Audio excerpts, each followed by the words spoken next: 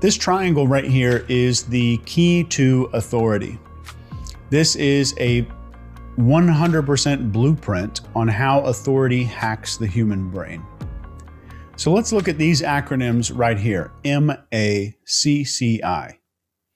This is what a human being sees to make them think that there's an authority figure present. So let's go back to that example on the street in London in the video that we watched.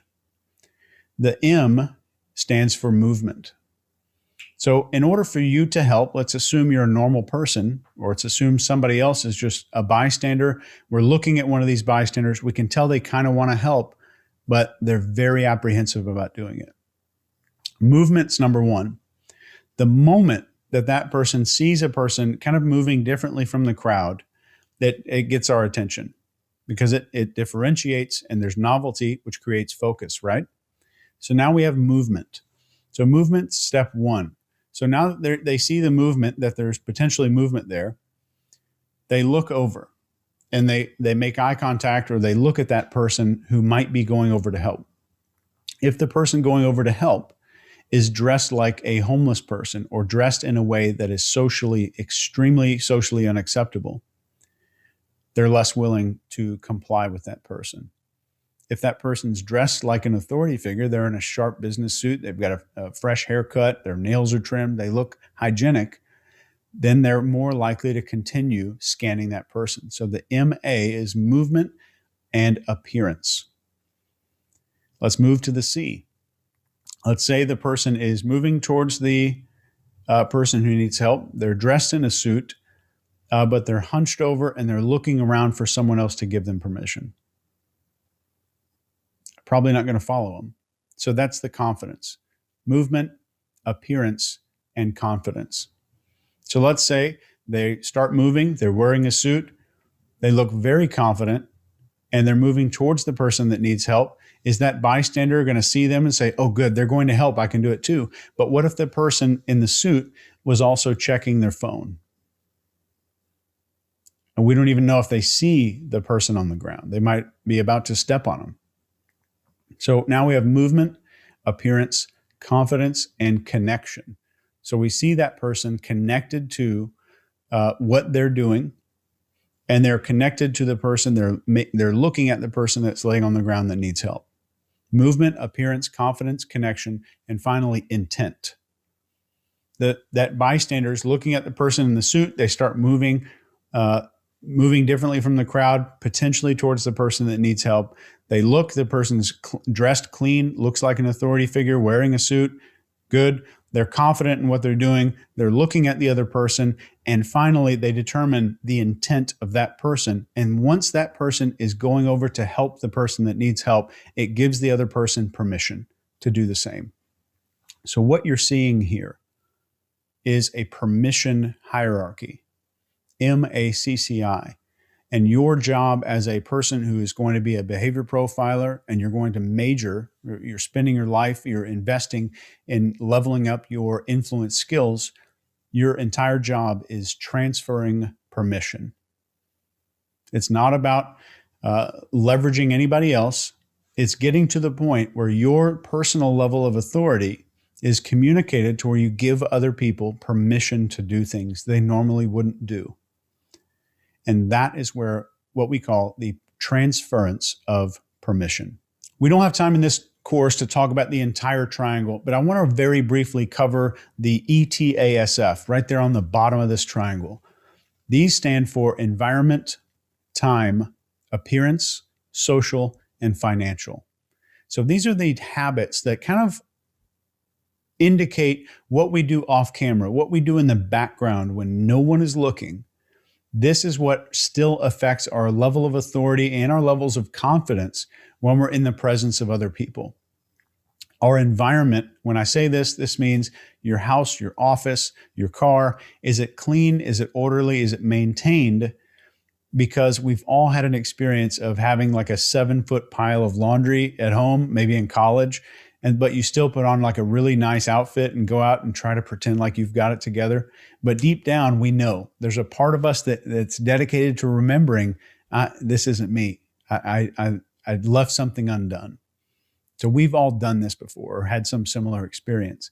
So since we talked about our mammal brains being so good at reading behavior, other people pick up on this. So the last time you got a gut feeling about a person, everything looked really good on the outside. They had confident speech. They were a good communicator. They had a very confident behavior in them. But at the end of the conversation, deep in your mind, you were thinking, something isn't right. Something doesn't add up. I can't put my finger on it. I've just got a feeling that something doesn't really add up for this person. That gut feeling was produced by that person's unconscious nonverbal behavior.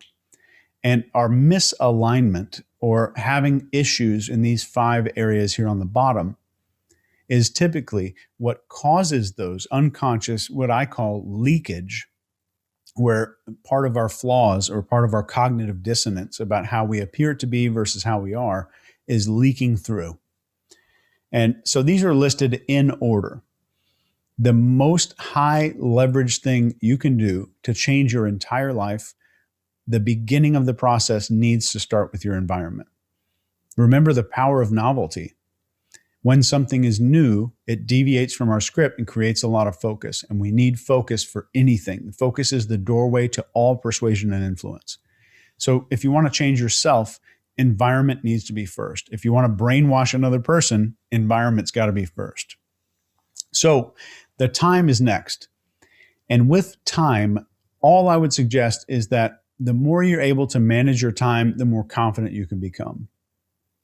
And when we talk about appearance, by appearance, what I specifically mean is a person's resemblance to authority figures in that society.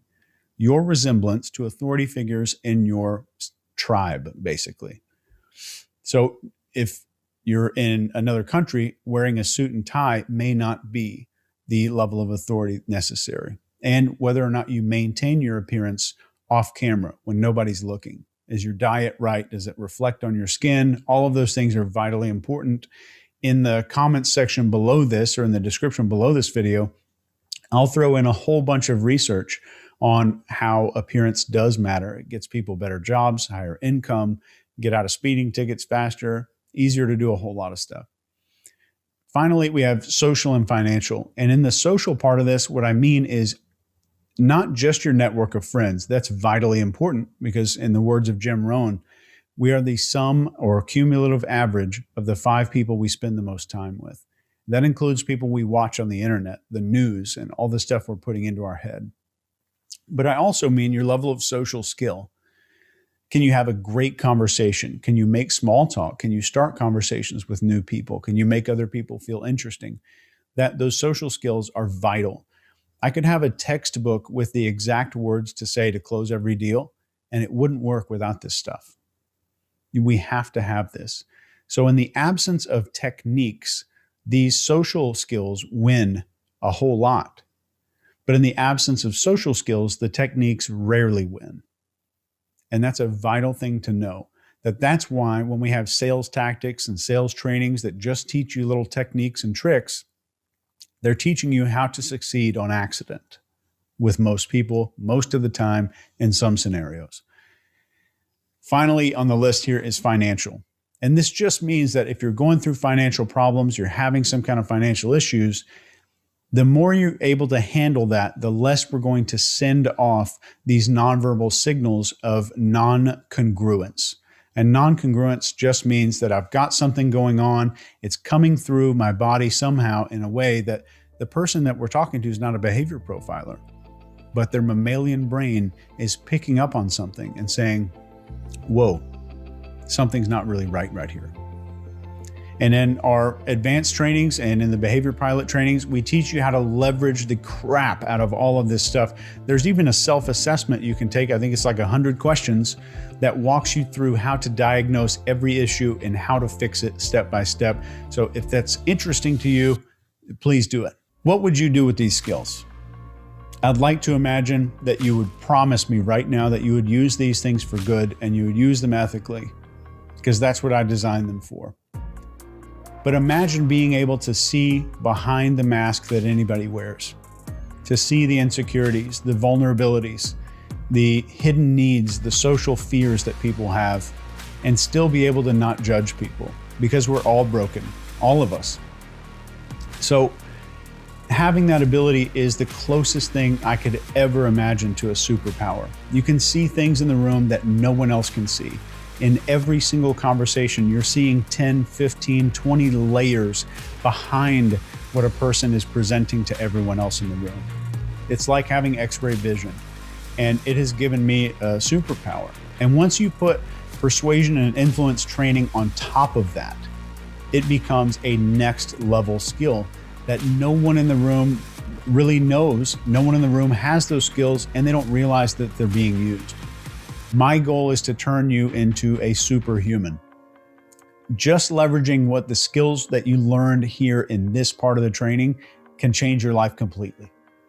I know for a fact, just a few of these things, if you practice them every day, I guarantee everything's going to change, especially the way that you see human beings for the rest of your life. And remember, judgment is the #1 recipe for failure.